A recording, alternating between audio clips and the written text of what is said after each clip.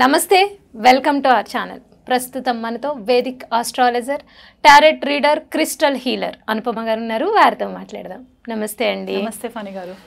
అనుపమ గారు, మొన్న మనం లాస్ట్ ఎపిసోడ్లో అసలు చక్రాస్ అంటే ఏంటి అనేది ఒక బ్రీఫ్ ఇన్ఫర్మేషన్ ఇచ్చారు మీరు కదా. సో ఇప్పుడు నా క్వశ్చన్ ఏంటంటే, అసలు ఫస్ట్ వచ్చి మూలాధార చక్ర అంటారు కదా. సో మూలాధార చక్ర యాక్టివ్గా ఉంది మన బాడీలో, లేదు యాక్టివ్గా లేదు అని తెలుసుకోవడానికి మనం ఇది మళ్ళీ మనం హీలర్స్ దగ్గరికి వెళ్ళి తెలుసుకునే ప్రతిసారి మనం అలా చేయలేం కదండి, బతికిచ్చేస్తాం. సో కాబట్టి ఇప్పుడు నాకు అనిపించింది, అసలు నా బాడీలో చక్రాస్ అన్నీ ఎలా ఉన్నాయి అబ్బా అని ఒక డౌట్ వచ్చింది అనుకోండి.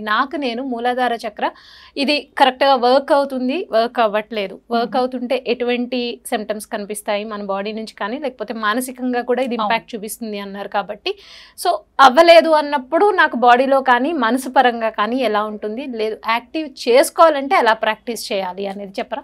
ఓకే, ఫస్ట్ ఆఫ్ ఆల్ మూలాధార చక్ర గురించి తెలుసుకోవాలి అంటే అది మన బాడీలో ఎక్కడ లొకేట్ అయ్యింది అనేది కూడా మనకి ఇంపార్టెంట్ అయిపోతుంది.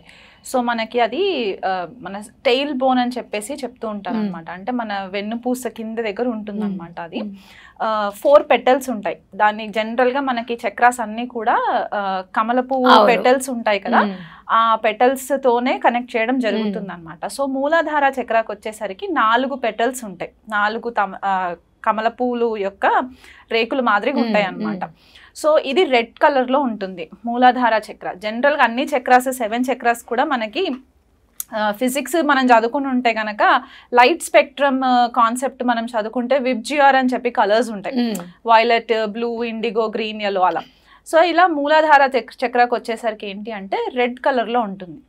ఈ చక్ర యొక్క మెయిన్ సిగ్నిఫికెన్స్ ఏంటి అంటే స్టెబిలిటీ అండి. చాలా మందికి స్టేబుల్గా ఉండము మనము, అండ్ మనకి స్టెబిలిటీ లేనప్పుడు ఏంటంటే కన్ఫ్యూజన్లో ఉంటాము, కాన్ఫిడెంట్గా ఉండము, అసలు ఏం చేస్తున్నామో ఒక పరిజ్ఞానం లేకుండా డిస్టర్బ్ అయిపోయి ఉంటాం. సో ఈ మూలాధార చక్రకు వచ్చేసరికి ఏంటంటే మనకి జ్యోతిష ప్రకారం చూసుకుంటే అంటే చక్రాస్ని మనము ప్రతిదీ కూడా ఆస్ట్రాలజికల్గా కూడా కనెక్ట్ చేయడానికి ఉంటుంది అనమాట. సో ఈ చక్ర స్టెబిలిటీకి రిప్రజెంట్ చేస్తుంది అండ్ బేస్ లెవెల్లో ఉంటుంది మనకి.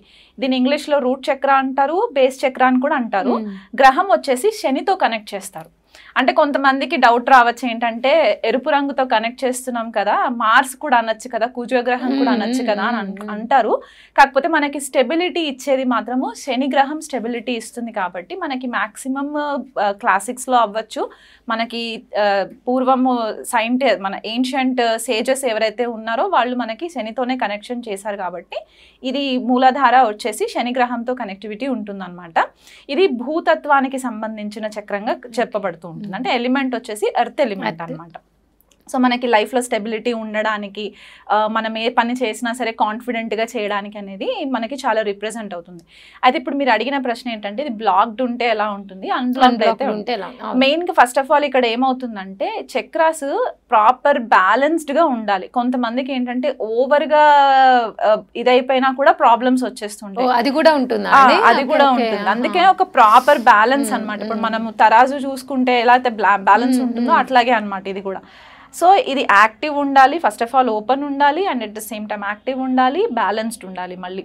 సో బ్యాలెన్స్డ్ ఒకవేళ చక్ర ఉంటే కనుక వీళ్ళకి ఫైనాన్షియల్గా అంటే ఆర్థికంగా ఇబ్బందులు లేకపోవడము, రిలేషన్షిప్లో కూడా ఎటువంటి ఇబ్బందులు లేకపోవడము, మానసికంగా కూడా చాలా స్ట్రాంగ్గా ఉండడము, కాన్ఫిడెంట్గా ఉండడం అనేది మూలాధార చక్ర ఉంటుంది. అదే అన్బ్లాక్డ్ ఉండి లేకపోతే ఇంబ్యాలెన్స్డ్ ఉన్నా అంటే ఓవర్గా ఎక్కువ ఉన్నా కూడా ఏంటంటే వీళ్ళకి కంట్రోలింగ్ ఎక్కువ అయిపోతుంది.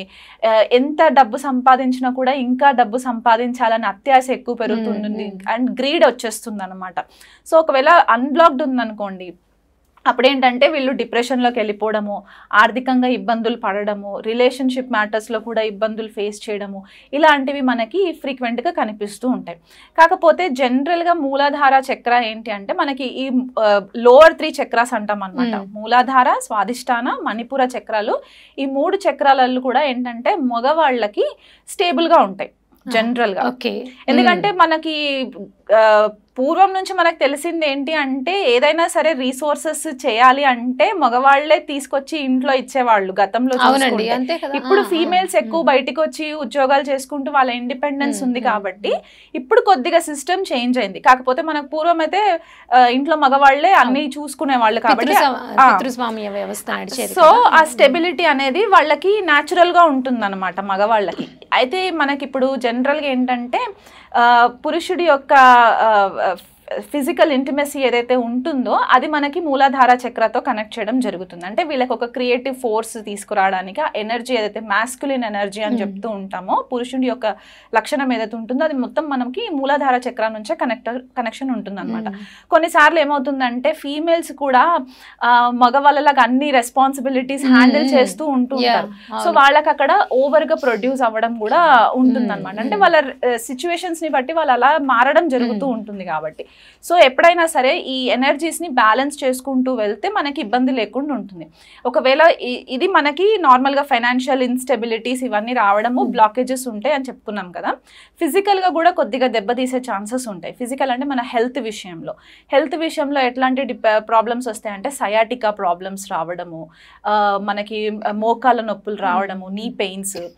అండ్ ఎందుకంటే మనము ప్రాపర్ గా స్టేబుల్ గా నిల్చోవాలన్నా కూడా మనం కాళ్ళపైన ఎక్కువ ప్రెషర్ పెడతాం కాబట్టి ఈ అరికాళ్ళల్లో ఇబ్బందులు రావడము, అరికాళ్ళు పగలడము, ఇవన్నీ కూడా మూలాధార ఇంబ్యాలెన్స్ ఉన్నప్పుడు వచ్చే ప్రాబ్లమ్స్ ఉంటాయి. డిప్రెషన్లోకి వెళ్ళిపోవడము, నాకు ఇంకా ఏది లేదు, నాకు ఏ సోర్స్ కనిపించట్లేదు, నేను ఏం చేయలేకపోతున్నానని వాళ్ళలో వాళ్ళకి